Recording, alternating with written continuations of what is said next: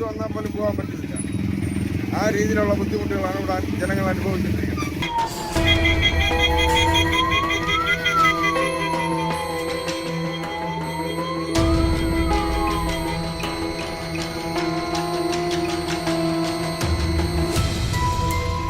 നമസ്കാരം. കഴക്കൂട്ട MLA V മുരളീധരന് മുന്നിൽ ഈ ചിങ്ങമാസം 1-ാം തീയതി ഒരു ചലഞ്ച് എന്നുള്ള നിലയ്ക്ക് ഒരു ദൃശ്യം മുന്നോട്ട് വയ്ക്കുകയാണ്.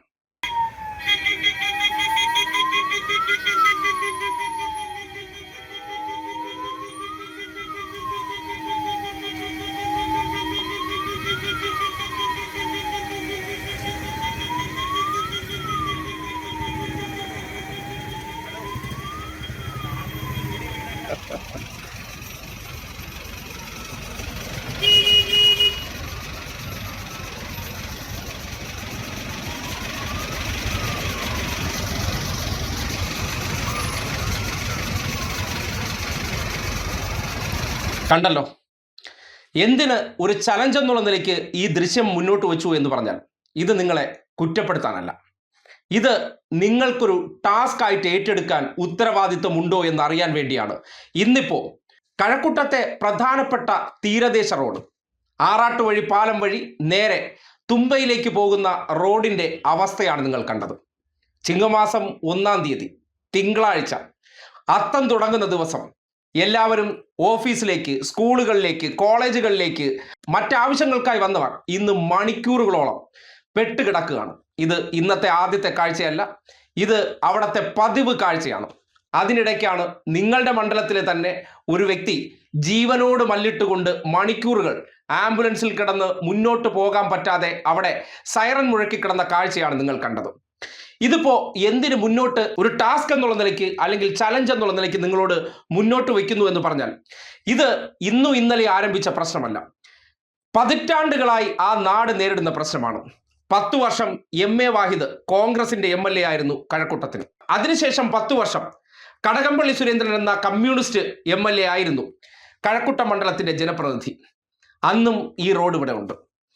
ഇപ്പോൾ അത് രണ്ടും മാറ്റിയിട്ട് ജനം BJP MLA ആയിട്ടുള്ള വി മുരളീധരന് ചോയ്സ് തന്നിരിക്കുകയാണ്. അദ്ദേഹത്തിന് ഇതിലെന്ത് ചെയ്യാനുണ്ടെന്നാണ് കാര്യം.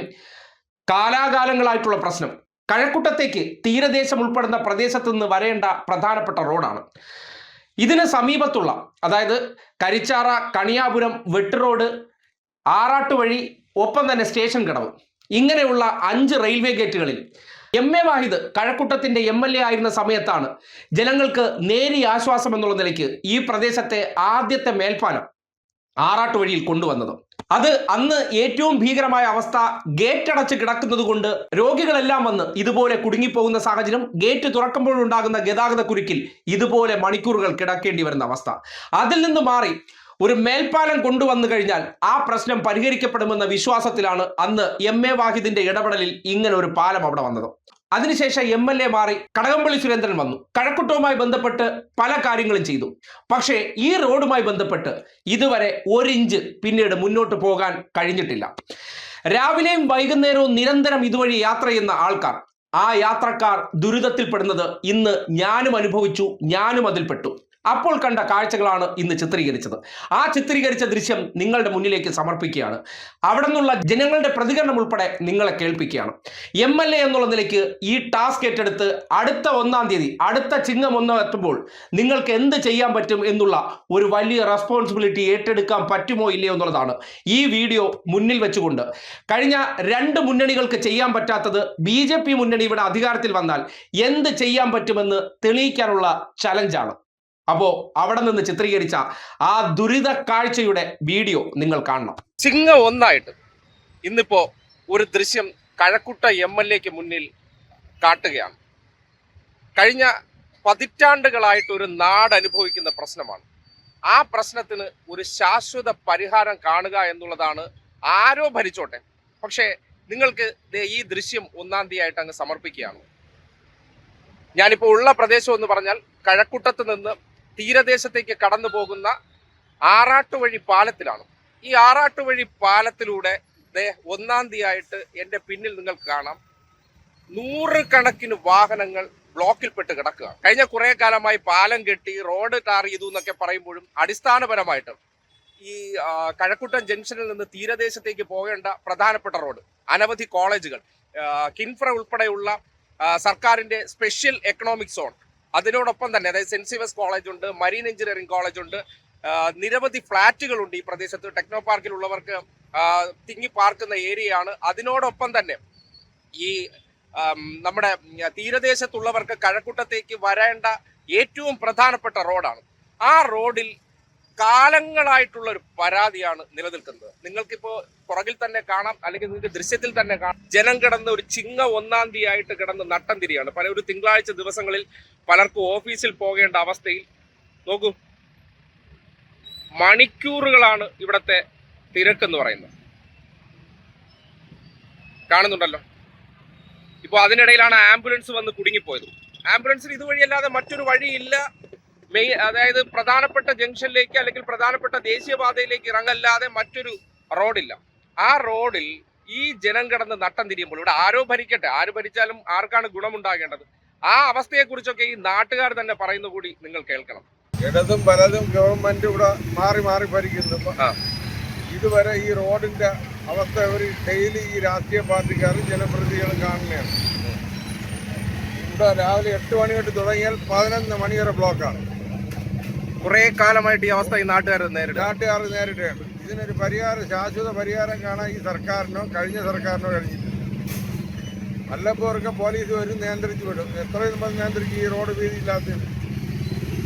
ഇതിപ്പോ കഴിഞ്ഞ കുറെ കാലമായിട്ട് ഈ നാട്ടുകാർക്ക് ആവശ്യപ്പെട്ടിട്ട് ഇതിലൊരു ഇടപെടൽ ഉണ്ടാവുന്നില്ല. ഒരു ഇടപെടലും ഉണ്ടാവുന്നില്ല. അന്ന് ഉമ്മൻചാണ്ടി സർക്കാർ ഈ പാലം പണിയുന്ന സമയത്തുമാണ് റോഡിന് വീതി കൂട്ടാറ്.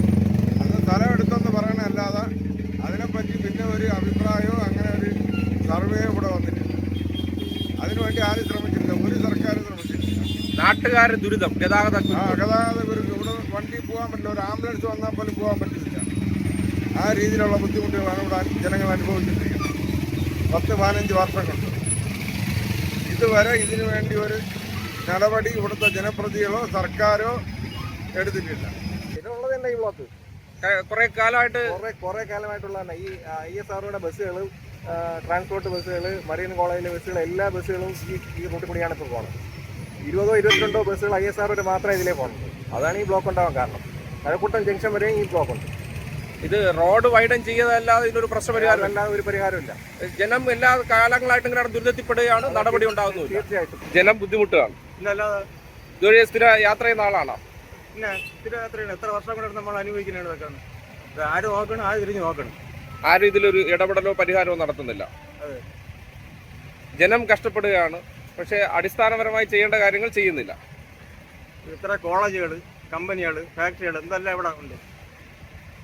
ഇതൊക്കെ അന്നേ വീതി കൂട്ടി ക്ലിയർ ചെയ്യേണ്ട സാധനങ്ങളാണ് ഇതൊക്കെ. വലിയ ട്രക്കുകളാണ് ഇതിലേ പോണത്, കണ്ടെയ്നർ വണ്ടിയാണ് പോണത്. അത്രയും ഫ്ലാറ്റുകൾ, അത്രയും ജനസംഖ്യ കൂടിയ സ്ഥലങ്ങളാണ് ഇതൊക്കെ. അതിന് കഴക്കൂട്ടത്തേക്ക് വരുന്ന ഈ പ്രധാനപ്പെട്ട റോഡ് അവിടെയാണ് ഈ കഴിഞ്ഞ കുറേ കാലമായി ദുരിതം. ആകെ ഒരു പാലവും ഉണ്ട്, ഈ പാലത്തിൽ കൂടെ തന്നെ എല്ലാം പോണത്. കേട്ടല്ലോ, ഇത് ഇന്നോ ഇന്നലെയോ തുടങ്ങിയ പ്രശ്നമല്ല, വർഷങ്ങൾ നീണ്ട പ്രശ്നമാണ്. പാലം വന്നു എന്ന് പറയുന്നു, വികസനങ്ങൾ കഴക്കൂട്ടത്തെ സംബന്ധിച്ച് വന്നു എന്ന അവകാശവാദങ്ങൾക്കപ്പുറം യഥാർത്ഥ പ്രശ്നങ്ങൾ അഡ്രസ് ചെയ്യപ്പെടാതെ പോകുന്നുണ്ട് എന്നതിന്റെ തെളിവാണ് ഈ കാണുന്ന ദുരിതം എന്ന് പറയുന്നത്. ഈ ദുരിതത്തിന് പരിഹാരം കാണേണ്ടത് ആരാണ്? ജനങ്ങളാൽ തിരഞ്ഞെടുക്കപ്പെട്ട ജനപ്രതിനിധികൾ, സർക്കാരുകൾ അവർക്ക് ചെയ്തു കൊടുക്കേണ്ട കാര്യങ്ങൾ. പ്രത്യേകിച്ച് IT നഗരമായിട്ടുള്ള കഴക്കൂട്ടത്തെ സംബന്ധിക്കുന്നിടത്തോളം ഏറ്റവും പ്രധാനപ്പെട്ട ഒരു കഴക്കൂട്ട ജംഗ്ഷനിലേക്ക് കടന്നു വരേണ്ട ഒരു റോഡിന്റെ കാലാകാലങ്ങളിലുള്ള ഗതികേടാണ് നിങ്ങൾ കാണുന്നത്. ഇത് പരിഹരിക്കാൻ അടിയന്തരമായിട്ടും, അതായത് ഇതിന്റെ സാങ്കേതിക പ്രശ്നങ്ങൾ ഉണ്ടായിരിക്കാം, കഴിഞ്ഞ MLA എന്ത് ചെയ്തു, ഒന്നും ചെയ്തില്ല എന്നൊക്കെ പറഞ്ഞ് തടിയൂരുന്നതിനപ്പുറം ഇന്നലകളിൽ ചെയ്യാത്ത കാര്യങ്ങൾ ജനങ്ങൾക്ക് വേണ്ടി ചെയ്ത് കാണിച്ചു കൊടുക്കുന്നതാണ് പുതുമാതൃക എന്ന് പറയുന്നത്. ആ നിലയ്ക്ക് ചിങ്ങ 1 V മുരളീധരൻ MLAക്ക് മുന്നിൽ ഇതൊരു ചലഞ്ചായിട്ട് വെക്കുകയാണ്. ഇത് ഏറ്റെടുക്കുക.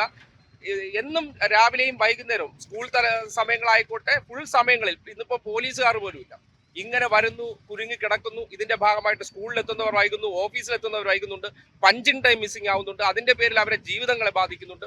പരിഹരിച്ചേ മതിയാകുള്ളൂ. ഈ പ്രശ്നത്തിന് ഒരു ശാശ്വത പരിഹാരം ഉണ്ടാക്കാൻ ഒരു ചലഞ്ചായിട്ട് ഏറ്റെടുത്തു കഴിഞ്ഞാൽ ഈ നാട്ടിലെ ജനങ്ങളെ സംബന്ധിക്കുന്നിടത്തോളം MLAയുടെ ആ ഇടപെടൽ വലിയ ചെറിയത ഉണ്ടാക്കുന്നുള്ള കാര്യത്തിൽ ഒരു സംശയമില്ല. കാലാകാലങ്ങളായിട്ടുള്ള ആവശ്യമാണ് ഈ ദുരിത കാഴ്ചയെന്ന് പറയേണ്ടി വരിക. ഇത് ഒരു നാടിന്റെ പ്രശ്നമാണ്.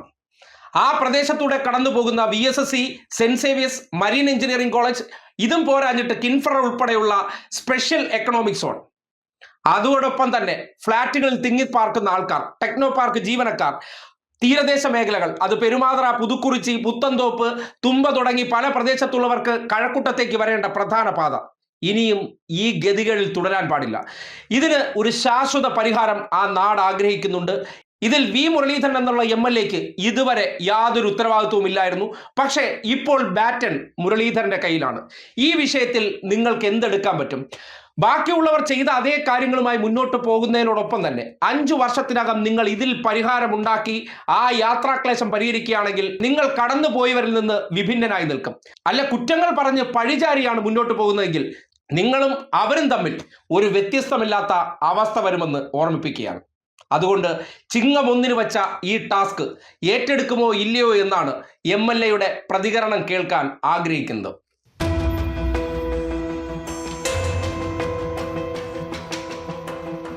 ഒരു ആംബുലൻസ് വന്നാൽ പോലും പോകാൻ പറ്റുന്നില്ല. ആ രീതിയിലുള്ള ബുദ്ധിമുട്ടുകളാണ് ഇവിടെ ജനങ്ങൾ അനുഭവിച്ചിരിക്കുന്നത്.